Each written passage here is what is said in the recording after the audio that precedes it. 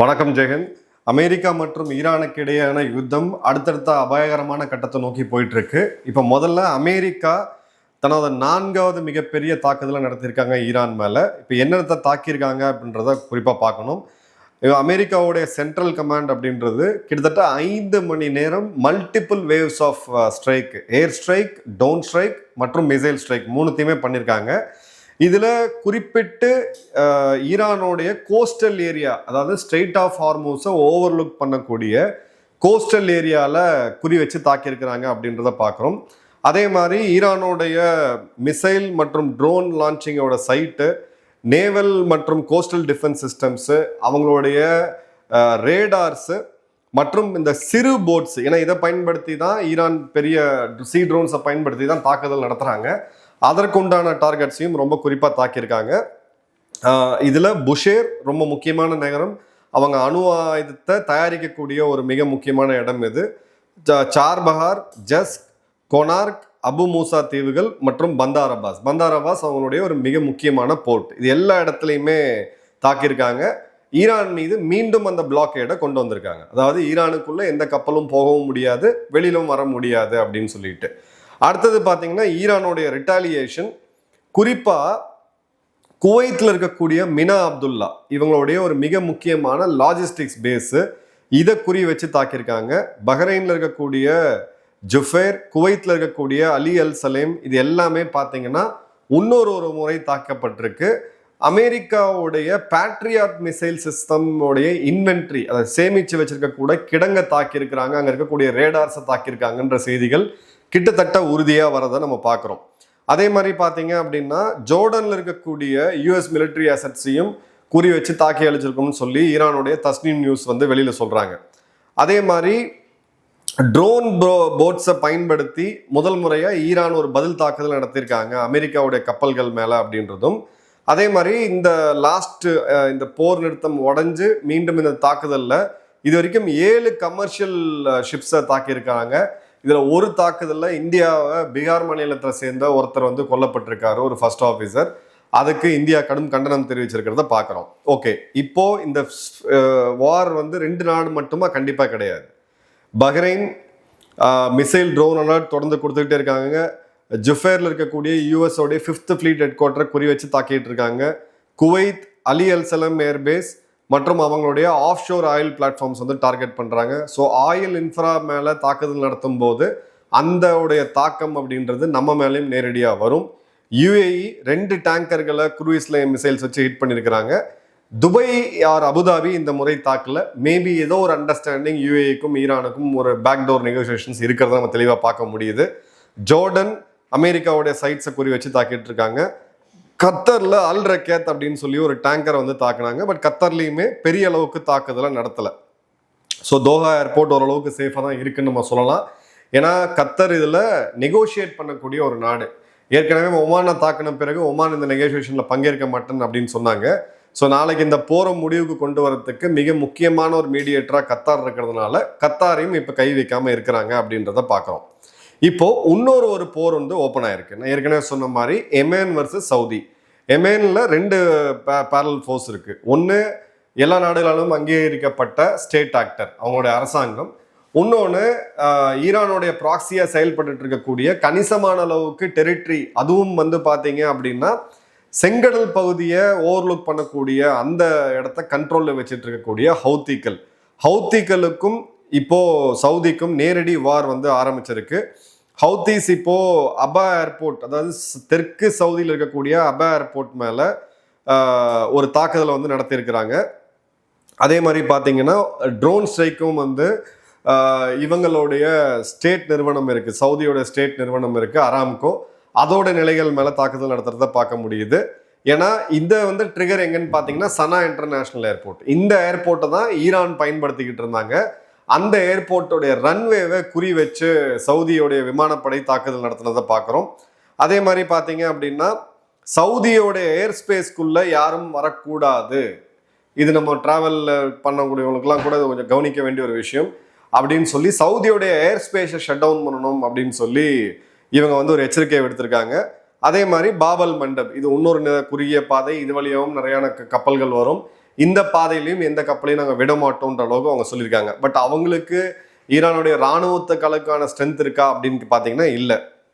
So 4th strike டே ஒரு 8 நாடுகள் இப்போ யுத்தத்தில் இருக்கிறத நம்ம பார்க்க முடியுது. ஒரு ரீஜனல் வாரம் மீண்டும் இதை உருவெடுக்கிறத நம்ம பார்க்க முடியுது. அடுத்தது க்ரூட் ஆயில் ஜூலை 11 $80.57 பெர் பேரலாக இருந்த க்ரூட் ஆயில் இப்போ 84 ஆல்மோஸ்ட் 87 வரைக்கும் போகுது. ஒரு 15% இன்க்ரீஸாக இருக்கிறத நம்ம பார்க்குறோம். அதே மாதிரி ஸ்ட்ரெயிட் ஆஃப் ஹார்மூஸ்ல கடந்து வரக்கூடிய கப்பல்கள் பெரிய லெவலுக்கு கொலாப்ஸ் ஆயிருக்கு. வெள்ளியிலிருந்து ஞாயிறு வரைக்கும் பார்த்தீங்க அப்படின்னா 57 கப்பல்கள் தான் கடந்திருக்குது. இந்த போர் நிறுத்தம் அறிவித்த பிறகு 130 இருந்துச்சு. ஸோ 130 பெர் டேல இருந்து இது ஒரு 3 நாட்களில் பார்த்தீங்க அப்படின்னா 57. ஸோ ஒரு 400 கப்பல்கள் பாஸ் ஆக வேண்டிய இடத்துல வெறும் 57 கப்பல்கள் தான் பாஸ் ஆகிருக்கிறத நம்ம பார்க்குறோம். மெரைன் டிராஃபிக் டேட்டாவை நம்ம ஆய்வு பண்ணும்போது இது தெரியுது. அடுத்தது பார்த்தீங்க அப்படின்னா இப்போ அந்த தாக்கத்துக்கு ஈக்குவலா இந்த கச்சா எண்ணெய் விலை உயர்ந்ததுன்னா இந்நேரம் 95 தாண்டி இருக்கணும். பட் அமெரிக்காவுடைய ஸ்ட்ராட்டஜிக் பெட்ரோலியம் ரிசர்வ் அவங்க கையிருப்பில் இருக்கக்கூடிய கச்சா எண்ணெயை மார்க்கெட்ல அலோவ் பண்றதுனால இந்த அளவுக்கு ஓரளவுக்கு ஷாக்கை மெயின்டைன் பண்ண முடியுதை பார்க்க முடியுது. இப்போ ட்ரம்ப் நான் ஏற்கனவே இந்த 20% வரியை நான் போடுவேன், ஸ்ட்ரைட் ஆஃப் ஹார்மூஸை யார் பயன்படுத்தினாலும் அந்த கன்சைன்மெண்ட் வேல்யூல 20% அமெரிக்கா கொடுக்கணும் அப்படின்னு சொல்லி அவர் சொல்லியிருந்தாரு. இது ரொம்ப நாள் நீடிக்காது, சட்ட ரீதியாகவும் செல்லாதுன்னு சொல்லியிருந்தேன். நம்ம எதிர்பார்த்தபடியே அந்த ரீஇம்பர்ஸ்மெண்ட் ஃபீயை இப்போ அவர் நிறுத்திட்டு இது தேவை கிடையாது, வளைகுடா நாடுகள் கோடிக்கணக்கான $1 பில்லியன் அமெரிக்காவில் முதலீடு பண்ணுறேன்னு சொல்லியிருக்காங்க, அமெரிக்கர்களுக்கு எக்கச்சக்கமான வேலை கிடைக்கும், அதனால நான் பெருந்தன்மையாக அதை தடுத்துட்டேன் அப்படின்னு சொல்லிட்டு. ஸோ அவருடைய டொமஸ்டிக் ஆடியன்ஸுக்கு அமெரிக்காவில் இன்னைக்கு வேலை வாய்ப்பின்மை அன்எம்ப்ளாய்மெண்ட்ன்றது ஒரு பெரிய ஃபேக்டராக இருக்குது. இது லெஸ் தென் 5% இருந்தாலுமே ஒரு அரசியல் படுத்தப்படக்கூடிய ஒரு விஷயமா இருக்கு. அந்த இடத்த இவர் கவுண்டர் பேலன்ஸ் பண்றாரு அப்படின்றத பார்க்குறோம். அதே மாதிரி பார்த்தீங்க அப்படின்னா ஓபெக் நாடுகள் கூட்டமைப்புமே இப்போ ப்ரொடக்ஷனை கட் பண்ணணும்னு பார்க்குறாங்க. ஏன்னா இந்த கச்சா எண்ணெய் ஒரு பக்கம் இருந்தாலும் இதோடைய தாக்கம் அப்படின்றது பல நிறுவனங்கள், நூற்றுக்கணக்கான நிறுவனங்கள் அக்ராஸ் த வேர்ல்டு இப்போ மூடக்கூடிய அளவுக்கு, சிக்கா போகக்கூடிய அளவுக்கு போயிருக்கு. ஸோ அப்போ அது பெர்மனண்டா சிக்காச்சு இல்லை டெம்பரரியா ஒரு வருஷம் கூட மூடப்பட்டுச்சு அப்படின்ற போது கச்சா எண்ணெயோட டிமாண்ட் அப்படின்றது கம்மியாகும். ஸோ கச்சா எண்ணெயோட டிமாண்ட் கம்மியாகும் போது விலையை நம்ம மெயின்டைன் பண்ணோம் அப்படின்னா சப்ளை கட் பண்ணணுன்றது தான் அவங்களுடைய பாயிண்ட். இப்போ ட்ரம்ப்போட லேட்டஸ்ட் பொசிஷன் என்ன அப்படின்னு பார்த்தீங்கன்னா ஈரானுடைய கேப்பபிலிட்டின்றது ரொம்ப ரொம்ப கம்மியாயிருச்சு. நாங்கள் இதை கண்டினியூ பண்ணுவோம், நான் நிறுத்துன்னு சொல்ற வரைக்கும் இதை கண்டினியூ பண்ணுவோம் அப்படின்றதும், அதே மாதிரி ஈரானுடைய பவர் பிளான்ட் மற்றும் பிரிட்ஜஸ் இதை குறி வச்சு அடுத்த வாரம் தாக்குதல் நடத்துவோம் அப்படின்றதும், அதே மாதிரி பார்த்தீங்க அப்படின்னா கிரவுண்ட் கேம்பெயின் இதுதான் ரொம்ப முக்கியமாக கவனிக்க வேண்டியது. அமெரிக்க வீரர்கள் ஈரானில் இறங்கி சண்டையை ஆரம்பிப்பாங்களா அப்படின்னா இது வரைக்கும் இல்லை, பட் அதை ரூல் அவுட் பண்ண முடியாது அப்படின்னு சொல்லி பட்டும் படாமல் சொல்றாரு. ஸோ இந்த இடத்துல ஒரு மிக்ஸ்டு சிக்னல் இருக்கு. நான் நெகோஷியேட்லாம் இனிமேல் பண்ண போறது கிடையாது, உங்களை அடிச்சு நவுத்துறேன் அப்படின்னு சொன்னா கூட இன்னொரு பக்கம் அவங்க நெகோசியேஷனுக்கு ஃபோர்ஸ் பண்றாங்க அப்படின்றதையும் தெளிவா பார்க்க முடியாது. ஈரான் என்ன பண்றாங்க அப்படின்னு பாத்தீங்கன்னா no action against Iran should go unanswered, tit for tat முறை, நீ அடிச்சா நான் அடிப்பேன், நீ அடிச்சா நான் அடிப்பேன் அப்படின்ற முறையை அவங்க இது பண்றாங்க. அதே மாதிரி பாத்தீங்க அப்படின்னா இவங்களுடைய அட்டாமிக் எனர்ஜி ஆர்கனைசேஷன் ஈரானுடைய இஸ்லாமி அப்படின்னு சொல்லக்கூடியது இப்போவும் IAEA அமைப்பை அங்கே கிரவுண்டுக்கு உள்ள அலோவ் பண்ணலை.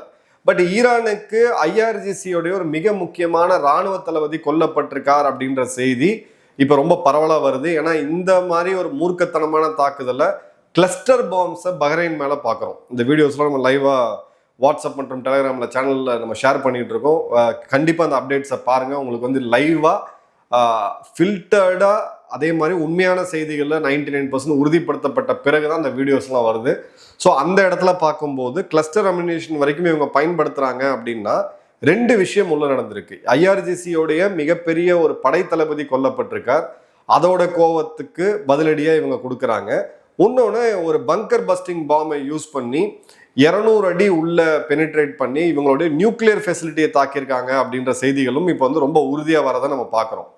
அதே சமயம் ஈரானுடைய இன்னொரு ஃப்ரெண்ட், அதாவது அவங்களோட ப்ராக்சியாக இருக்கக்கூடிய ஹவுத்திகள் மேலே சவுதி அரேபியாவுடைய விமானப்படை தாக்குதல் நடத்தியிருக்கு. ஹவுத்திகள் கமேனி அவர்களுடைய அந்த இறுதி ஊர்வலத்தில் கலந்துக்கிட்டு அந்த விமானம் திரும்ப வருது தெஹ்ரான்ல இருந்து. சனா இன்டர்நேஷ்னல் ஏர்போர்ட்டில் லேண்ட் பண்ணும்போது பார்த்தீங்க அப்படின்னா எமேனி கவர்மெண்ட், அதாவது இந்த ஹவுத்திகளுக்கு எதிராக இருக்கக்கூடிய எமேனி கவர்மெண்ட்டு இந்த ரன்வேவை பிளாக் பண்ணணும்னு பார்க்குறாங்க. அதன் பிறகு அங்கே வந்து சவுதியோடைய விமானப்படை குண்டு வீசுறதை பார்க்க முடியுது. பதிலுக்கு ஹவுத்திஸ் வந்து சவுதி அரேபியாவை கம்ப்ளீட்டாக சீஸ் பண்ணுவோம், அதே மாதிரி உங்களுடைய ஏர் ஸ்பேஸில் வரக்கூடிய விமானங்களை தாக்குவோம் அப்படின்னு சொல்லியிருக்காங்க. ஸோ இந்த இடத்துல கடைசியாக இவங்களுக்கு இருந்த அமைதி அப்படின்றது 2022. அந்த சமயத்தில் சவுதிக்கு ஒரு பெரிய பின்னடைவை ஹவுத்திகள் கொடுத்தாங்க.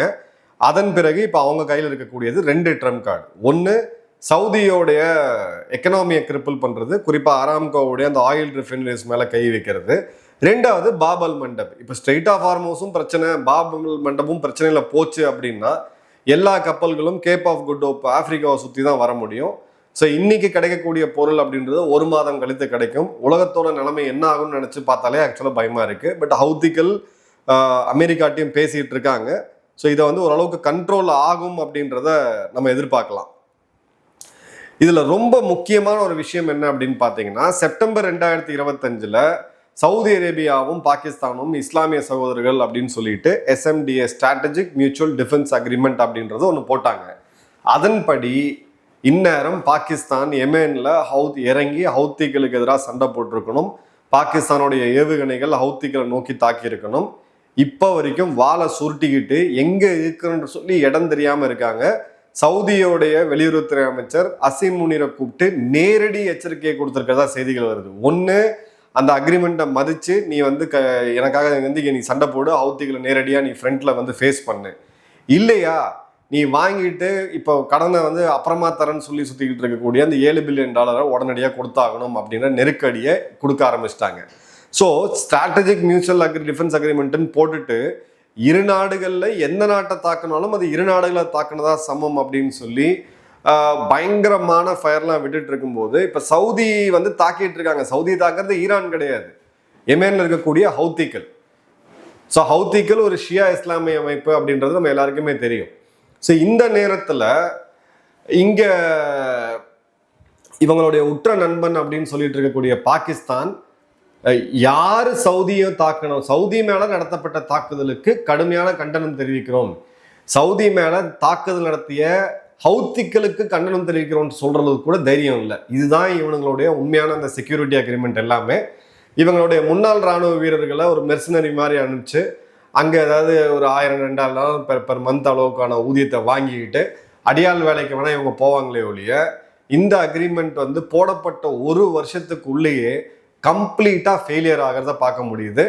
இப்போ எமேன் ஹவுத்திகள் இந்த தாக்குதலை சவுதி மீது அதிகப்படுத்தினாங்க அப்படின்ற போது சவுதியில் இருக்கக்கூடிய அங்கே இருக்கக்கூடிய அரேபியர்கள் இராணுவத்தில் இருக்கக்கூடியவங்க இறங்கிலாம் சண்டை போட மாட்டாங்க. அவங்கள ராஜ வாழ்க்கையை வாழ்ந்தவங்க பாகிஸ்தானை ஃபோர்ஸ் பண்ணுவாங்க. பாகிஸ்தான் எப்படி ரெஸ்பாண்ட் பண்ண போகுது, பலுச்சிஸ்தான் தனி நாடாக அவங்க அறிவிச்சுக்கிட்டு இருக்காங்க, POK தனி நாடாக போகணும், இந்தியாவோட சேரணும்னு சொல்லி அங்கே கோஷம் போயிட்டு இருக்கு. ஒரு பக்கம் தெறிக்கி தாலிபான் பஸ்தூனிகள் இவங்களை வச்சு செஞ்சுக்கிட்டு இருக்காங்க. இப்போ அமைதியாக இருக்கக்கூடிய ஒரே இடம் வந்து பார்த்தீங்க அப்படின்னா பாகிஸ்தான் இருக்கக்கூடிய பஞ்சாபும் ஓரளவுக்கு சிந்தும் சொல்லலாம். இவங்க என்ன பண்ணுறாங்கன்றத அந்த காமெடியை நம்ம வெயிட் பண்ணி பார்க்கணும். பட் இங்கே இந்தியாவுக்கு வந்து ஒரு மிகப்பெரிய ஒரு ஆபத்து இருக்குது. பாகிஸ்தான் எப்பப்பெல்லாம் நாடு துண்டாகி போகக்கூடிய ஒரு சூழ்நிலை வருதோ மொத்த அட்டென்ஷனையும் டைவர்ட் பண்ணுறதுக்கு, தன்னுடைய நாட்டு மக்களை மீண்டும் ஒன்று சேர்க்கறதுக்கு அவங்க கையில் எடுக்கக்கூடிய ஆயுதம் இந்தியா மீது ஒரு பயங்கரவாத தாக்குதல். அதை நம்ம இப்போ க்ளோஸாக வாட்ச் பண்ணியே ஆகணும். முக்கியமான அனலிஸ்ட் எல்லாருமே நாங்கள் இதை தான் ப்ரெடிக்ட் பண்ணுறோம். இந்த முறை பஹல்காம் மாதிரியே ஏதாவது ஒரு இடத்துல செஞ்சு இந்தியாவுடைய மக்களை கொல்லணும்னு நினச்சாங்க அப்படின்னா ஆப்கானிஸ்தான் ஒரு பக்கம், பலுச்சிஸ்தான் லிபரேஷன் ஆர்மி ஒரு பக்கம், பஸ்தூனிகள் ஒரு பக்கம், இந்தியா ஒரு பக்கம் சொல்லி பாகிஸ்தானை முடிச்சு கட்டக்கூடிய வேலையை இந்திய அரசாங்கம் நிச்சயமாக எடுக்கும்னு நான் நம்புகிறேன். உங்கள் கமெண்ட்ஸை கமெண்ட் பாக்ஸில் போடுங்க. நன்றி, வணக்கம், ஜெயன்.